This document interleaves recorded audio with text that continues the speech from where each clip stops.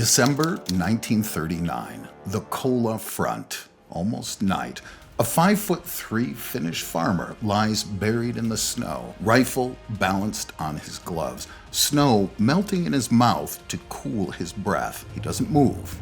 He doesn't blink. In the distance, a column of Soviet soldiers marches across the frozen landscape. This is the Winter War, Stalin's invasion of Finland. Talvisota, as the Finns call it. The farmer exhales slowly. A flash, a man goes down. The Russian soldiers freeze. A cry of "Sniper fire! Get down!" is shouted, and the Russian troops hit the ground and scramble for cover. Another shot, another body in the snow. A murmur spreads among the hiding Russians. The White Death. They don't know they're already dead. This is how a Finnish farmer became the deadliest sniper in history.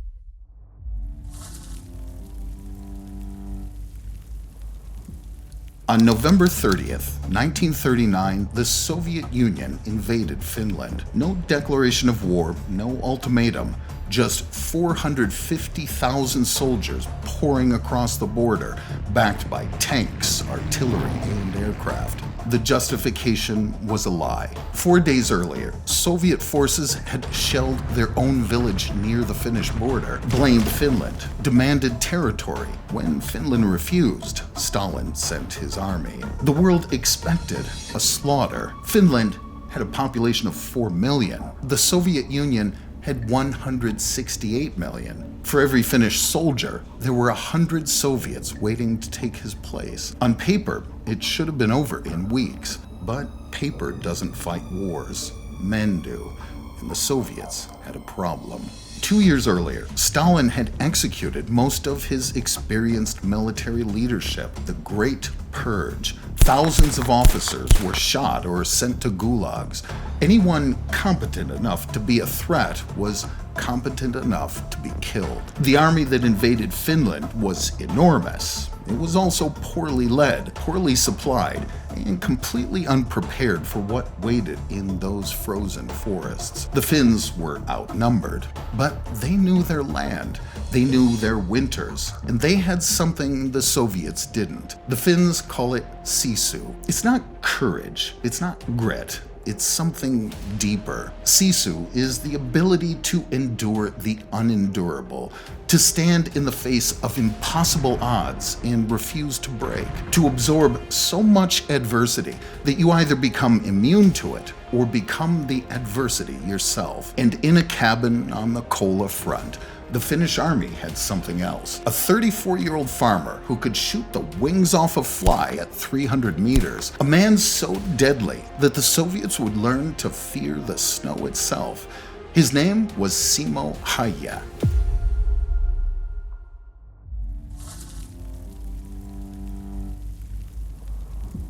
Simo was on a training exercise when the Soviets invaded. He found out the next day. By nightfall, he was at the front. His company commander was Arne Juutalainen, the terror of Morocco, a man who sat in a rocking chair during firefights, calmly giving orders while bullets snapped past his head. His philosophy was simple.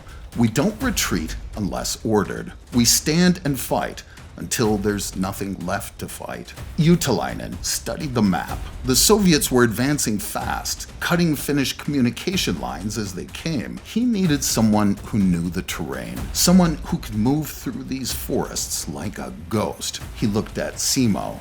Your farm is near here, yes? Simo nodded. Get behind their lines, cut their telephone wires, disrupt everything you can.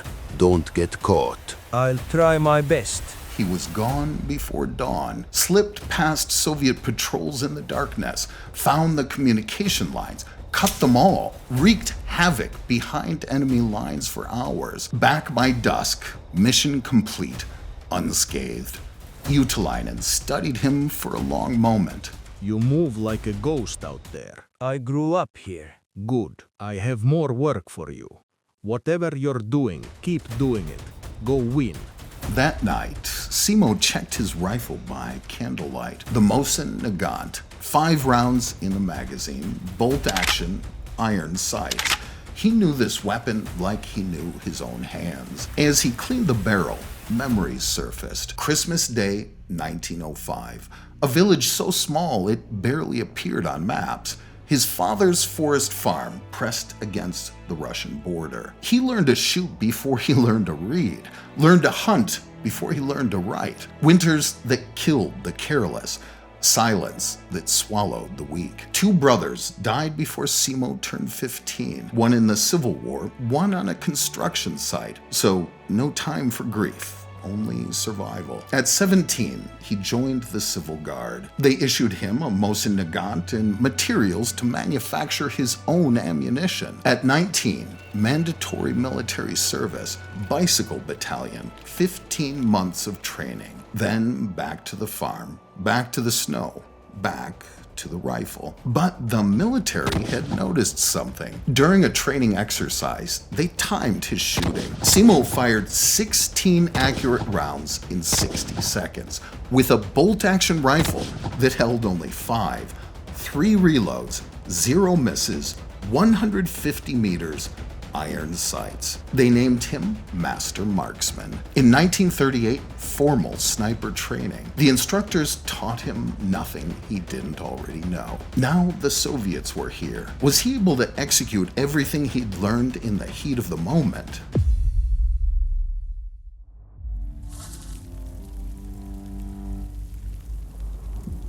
A Soviet sniper was killing Finnish officers. For 10 days, he'd been picking off platoon leaders. 1 shot, 1 dead Finn. No one could find him. Utalainen summoned Simo. Find him.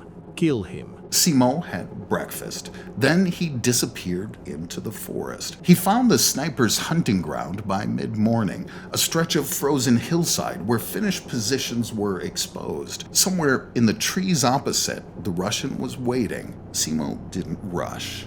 He built a small snow berm, packed it tight, then poured water over it and waited for it to freeze. This was his method. When a rifle fires, the muzzle blast kicks up snow, a white cloud that screams, "Here I am," to anyone watching. But ice doesn't kick. Ice stays still. He settled into position, rifle resting on the frozen berm, white camouflage blending into the snowfield. He was invisible. Then he put snow in his mouth. Breath fogs in cold air, a small cloud every few seconds, enough to give away a position. But snow in the mouth cools the breath. No fog, no trace. One more detail. No scope. Other snipers mounted telescopic sights. Simo refused. A scope meant raising your head higher, a bigger target. A scope lens caught sunlight, a glint that killed snipers. A scope fogged in extreme cold. Iron sights only. Same as when he hunted elk as a boy. He waited. Hours passed. The sun crossed the sky. Simo didn't move. Late afternoon, the light is turning golden. The sun is behind him now, a glint. Across the hillside, something caught the fading light. A scope lens. The Russian. Simo didn't fire. He waited.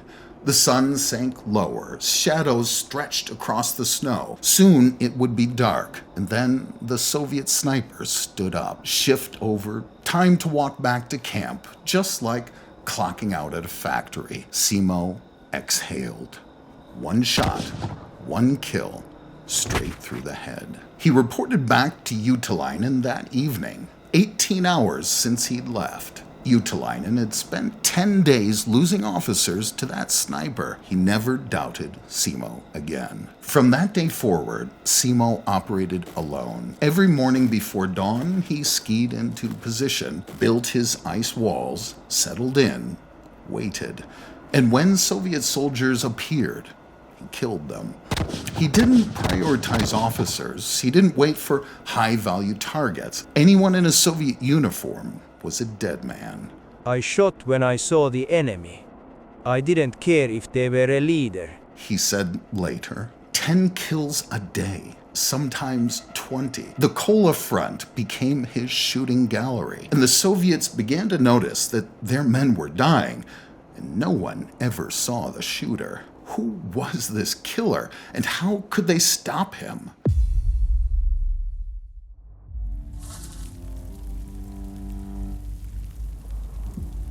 Word spread through the Soviet ranks. Something was killing their men. Not artillery, not machine guns. Single shots, one bullet, one body, and no one ever saw the shooter. They called him Belaya Smert, the White Death. The Soviet command put a bounty on his head. They sent the best marksmen to hunt him down. Counter sniper teams, specialists, trained to kill men exactly like Simo. None of them came back. Simo had eliminated luck from the equation. No scope to catch the light, no breath to fog the air, no snow to kick up and betray his position. He arrived before dawn, built his ice walls, and vanished into the landscape. The Soviets would send a team. Simo would watch them search, watch them set up, watch them scan the tree line with their scopes, looking for movement, looking for breath, looking for anything. They never found anything.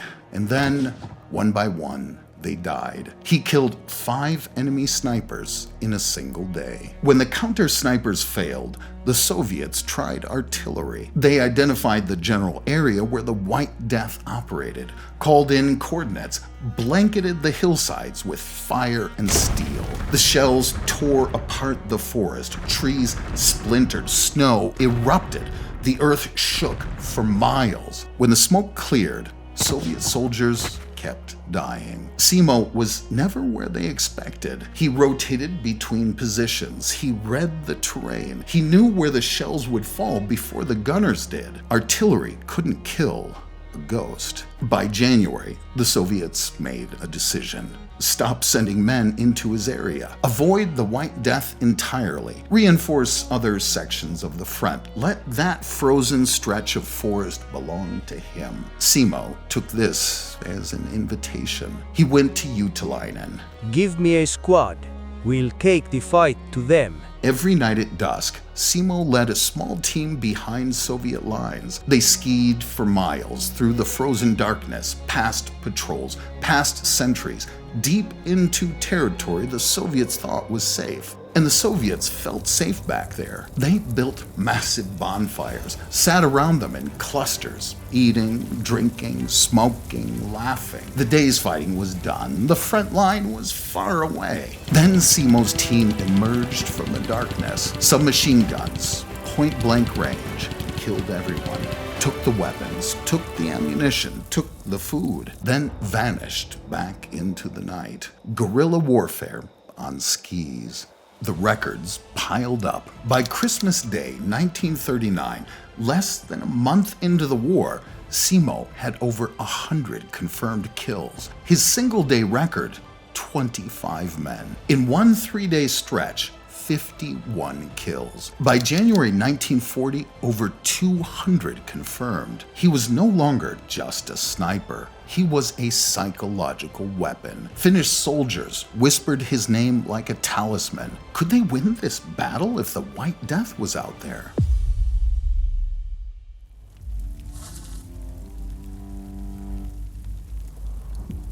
The Soviets were desperate. 3 months of war, hundreds of thousands of casualties. The world was watching Finland hold the line against an empire. Stalin demanded results. In early March, the Soviets launched their final offensive. Massive infantry waves, human wall tactics. They would drown the Finnish lines in bodies if they had to. On the Kola front, the attacks came day and night. There were too many Soviets for sniping, too many targets, too close, moving too fast. This wasn't a shooting gallery anymore. This was a brawl. Simo put down his Mosin Nagant, picked up his Suomi submachine gun, and went to the front lines. He led a squad of infantry through the chaos.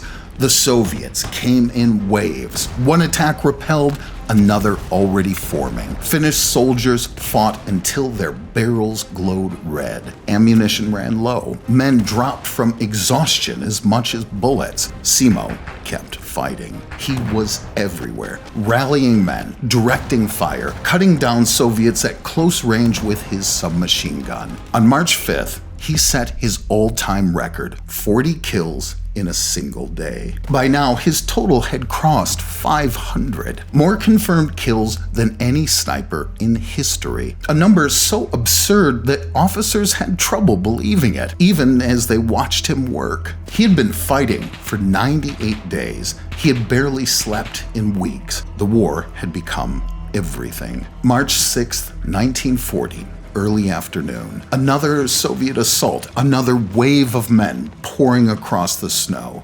Simo was in the trenches with his squad, submachine gun in hand, muzzle flashing. 2 p.m. He felt it before he understood it. A suppressed bang inside his mouth, like something had collapsed behind his face. Then his mouth was full of bone fragments, blood, the taste of iron and shattered teeth. He didn't hear the shot that hit him. An explosive bullet. Soviet dum-dum round, designed to expand on impact, to tear apart whatever it touched. Banned since the 1800s. A war crime, but so was the false flag that started this war. The Soviets had stopped caring about rules a long time ago. The bullet entered Simo's lower left jaw, destroyed the bone, tore through his face, exited somewhere he would never quite remember. He collapsed into the snow, unconscious before he hit the ground. At the aid station, medics sorted the wounded. Triage. The ones who might survive went on the truck. The ones who wouldn't were set aside. No point wasting space on the dead. They looked at Simo's face, what was left of it, and made a decision, expectant. He was gonna die. Everyone could see it. They put him in a pile with the other bodies, Finnish soldiers who hadn't made it. A mass grave that wasn't a grave yet. Time passed. Minutes, maybe hours. No one was counting. Then someone saw movement. A foot twitching in the pile of corpses. They pulled Simo out, still breathing, still alive. Somehow. They got him on a truck, got him to a hospital. Surgeons worked through the night. He didn't wake up. 1 day passed, then 2, then 5. Simo lay in a coma, face destroyed, jaw shattered. The White Death, silent at last. 7 days later, he opened his eyes. March 13th, 1940. The same day the Soviet Union signed a peace treaty with Finland. The Winter War was over. Coincidence? That's what the history books would call it. But the soldiers who fought on the Kola front told a different story. They said the Soviets got a message, and somewhere in Moscow, someone decided enough was enough. Sign the treaty, end the war. The Finns have a demon on their side, and we can't kill him. They'd shot him in the face with an exploding bullet. He took a 7-day nap and woke up when the war ended. Some men are just too stubborn to die.